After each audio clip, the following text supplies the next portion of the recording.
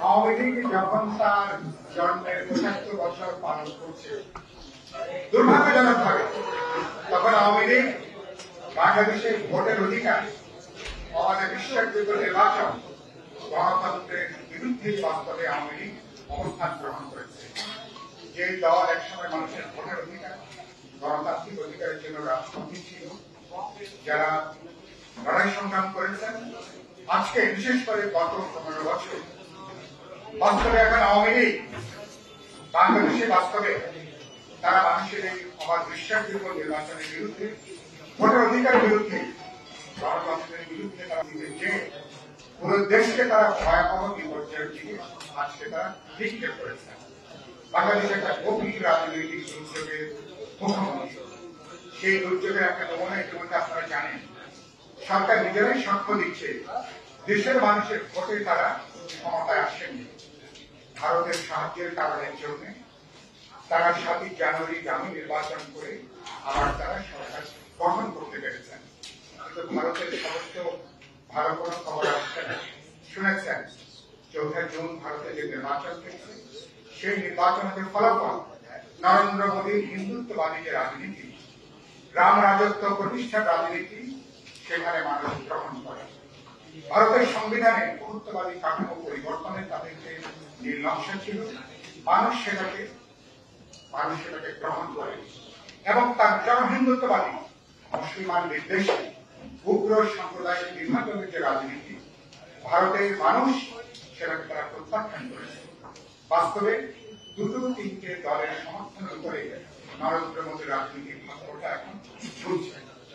এখন এই সরকার, আমি তো পরিষ্কার করে বলতে চাই, নরেন্দ্র মোদীর রাম রাজত্ব প্রতিষ্ঠার স্বপ্ন যেমন ভারতের মানুষ গ্রহণ করেন, বাংলাদেশে আওয়ামী লীগ সকল বিরোধী দলকে তাদের মতামত উপেক্ষা করে ভোটের অধিকার হরণ করে তারা এখানে যে দখলদারিত্বে তারা যে রাজনীতিটা করতে চান, বাংলাদেশের মানুষ ইতিমধ্যে প্রত্যাখ্যান করেছে, মানুষ এটাকে বর্জন করেছে।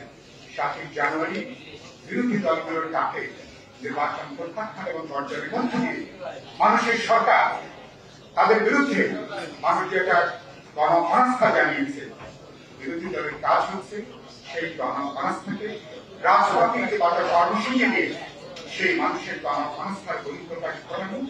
আমি বিশ্বাস করি সরকার এত চেষ্টা করার পরও ৯০-এর পরে এবারই প্রথম বিরোধী দলের এত বড় ভোটা তৈরি হয়েছে এবং ৯০-৯৫% মানুষ এই সরকারের বিরুদ্ধে অবস্থান নিয়েছে।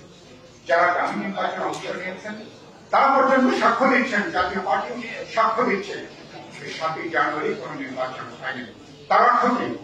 একটা জবরদস্তি করে গায়ের জোরে প্রশাসনকে ব্যবহার করে তারা বাস্তবে ক্ষমতায় আছেন। যেটা বলে শেষ করব, একটা দুর্বৃত্ত মাফিয়াদের একটা রাম রাজত্ব এখানে যদি কোন গণতান্ত্রিক শাসন থাকে, যেমন চিন্তামূলক শাসন থাকে, তাহলে এনজির বা আজিজের মতো লোক এখানে তৈরি হওয়া সম্ভব না।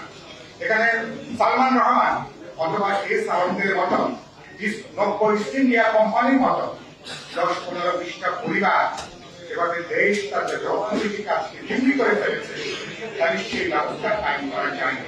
আর এই কারণের জন্য বাংলাদেশের বাস্তবে কোন রাজনৈতিক সরকার নেই, একটা দুর্বৃত্ত মাফিয়াদের একটা সিন্ডিকেট বাস্তবে বাংলাদেশের বিপুল সম্ভাবনাময় দেশটাকে তারা ধ্বংস করে ফেলেছে।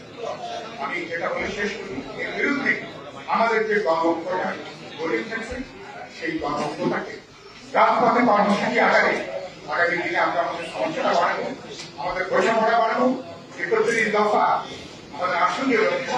তার পাশাপাশি যে ব্যবস্থা শেখ হাসিনার মতো দলকে, আওয়ামী লীগকে একটা ফ্যাসিবাদী দলে পরিণত করে, যে ব্যবস্থা বেইজির আদেশকে জন্ম দেয়, যে ব্যবস্থা একটা রাষ্ট্রীয় ফ্যাসিবাদের জন্ম দেয়, সেই সাংবিধানিক কাঠামো থেকে শুরু করে গোটা রাষ্ট্রের ব্যবস্থার গণতান্ত্রিক রূপান্তরের যে লড়াই, সংস্কারের যে লড়াইটা আগামী দিনগুলোতে গণতন্ত্র মঞ্চ, বিএনপি সহ সকল বিরোধী দল আমাদের মধ্যে ন্যূনতম যে বোঝাপড়া, সেই বোঝাপড়ার ভিত্তিতে আমরা নতুন স্বপ্ন তৈরি করতে চাই, নতুন সম্ভাবনার জায়গাটা আমরা তৈরি করতে চাই।